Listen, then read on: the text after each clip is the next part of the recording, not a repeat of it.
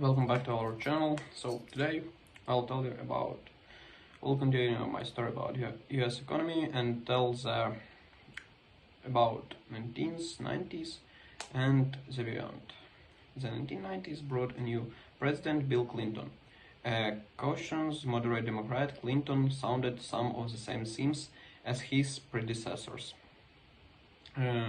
After unsuccessfully arguing Congress to enact ambitious proposal to expand health insurance coverage, Clinton declared that the era of big government was over in America. He pushed the strength and market forces in some sectors, working with Congress to open local telephone service to competition.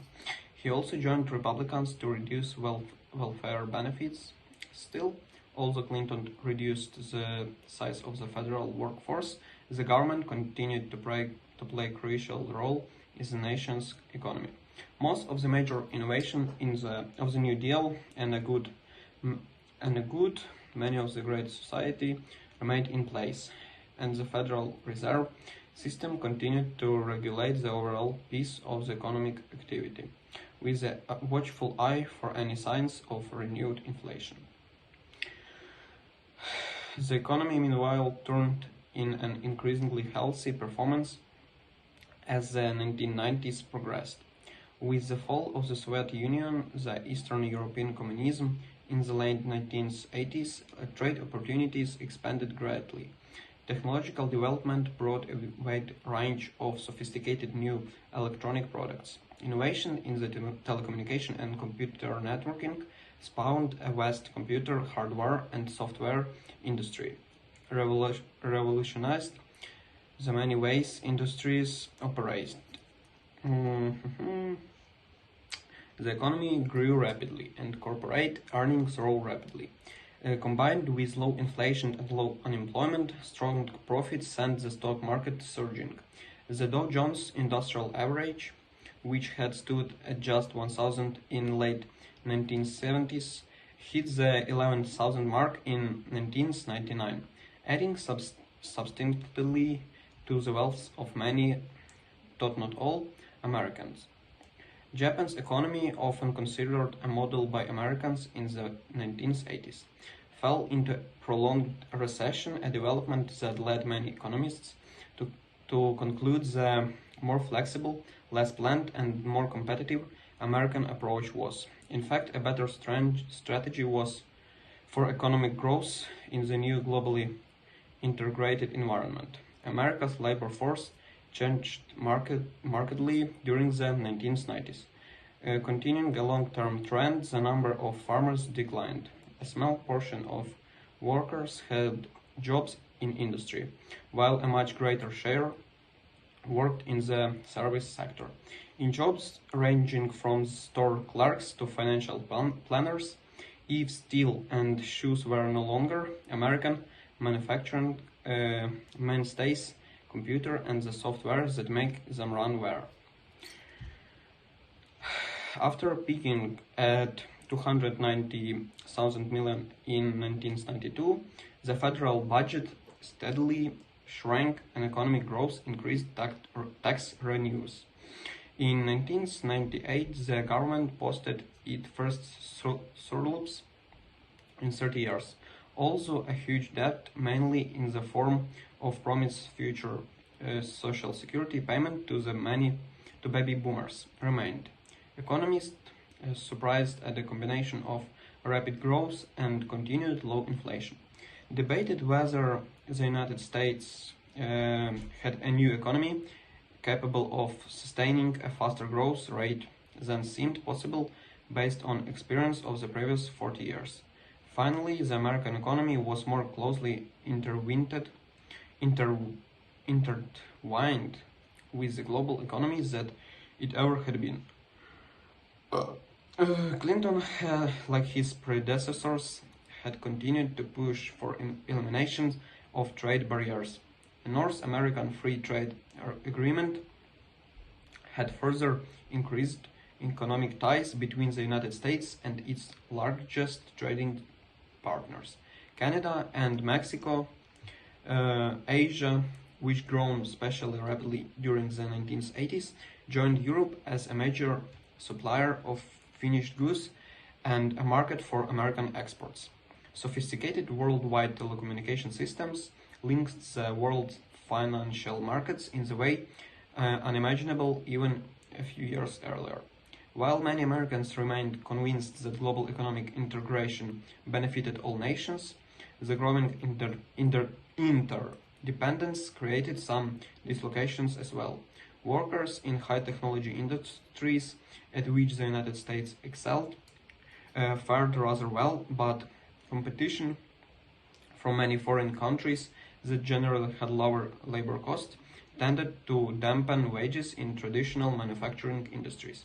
Then, when the economies of Japan and other newly industrialized countries in Asia faltered in the late 1990s, shock waves tripped throughout the global financial system.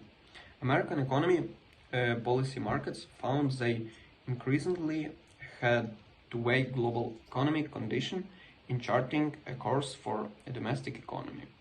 Still, Americans ended the 1990s with a restored sense of confidence.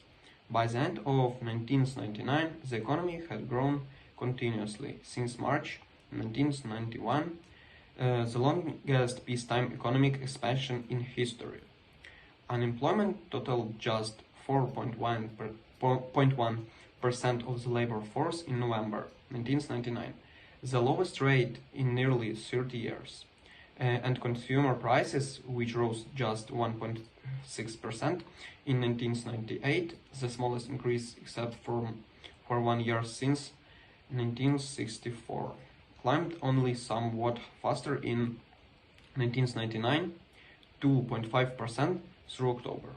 Many challenges lay ahead, but the nation had well served the 20th century and the enormous changes it brought in a good shape. And the recovery that first built up steam in the clearly 1980s was not without its problems. Farmers, especially those operating small family farms, continued to face challenges in making a living, especially in 1986 and 1988. The nation's mid section was hit by serious droughts, and several years later, when it suffered extensive flooding. Some banks fluttered from a combination of tight money and unwise lending practices, particularly those who know as saving and loan associations, which went on a spree of unwise lending after they were particularly deregulated. The federal government had to close many of these institutions and pay off their deposits at enormous cost to taxpayers.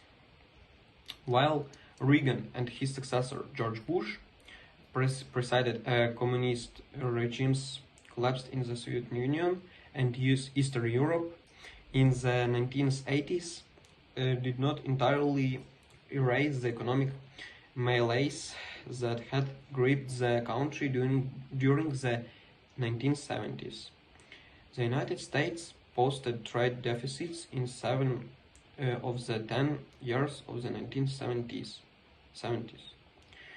And the trade deficits swelled throughout the 1980s. Rapidly growing economies in Asia appeared to be challenging America as economic powerhouses. Japan, in particular, with its emphasis on long-term planning and close coordination among corporation, banks, and government, seemed to offer an alternative model for economic growth. In the United States, meanwhile, corporate raiders bought various corporations whose stock prices were depressed and then restructured them either by selling off some of their operations or by dismantling them piece by piece. In some cases, companies spent enormous sums to buy up their own stocks or pay off raiders. Critics watched such battles with dismay, arguing that raiders were destroying good companies and causing grief for workers, many of whom lost their job in corporate restructuring moves. By others, said the writers made a meaningful contribution to the economy, either by taking over poorly managed companies, slimming them down and making them profitable again, or by selling them off so that investors could take their profits and reinvest them in more productive companies. I think that's all for today. Let's continue in the next video. Don't forget to subscribe our channel and push like.